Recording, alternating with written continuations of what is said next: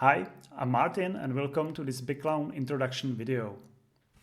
In this and future videos I will show you how to use BigClown and a BigClown core module in your projects. BigClown is an open source project, which means that you will get all the documentation, schematics and source code from our website. BigClown is using local radio, so you can communicate wirelessly, or you can use any other module which will add LoRa or Sigfox connectivity to your project.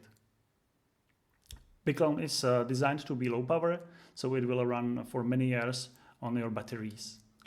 You can also download multi-platform tool on your computer, which will help you to flash projects and configure core modules. You will also use Node-RED, which is a visual programming tool, to write rules for your home automation. It's also possible to use Raspberry Pi as your server, thanks to our BigClown Raspbian image for your SD card. And with open source toolchain, I will show you how to edit or create your own firmware for core module and flash it.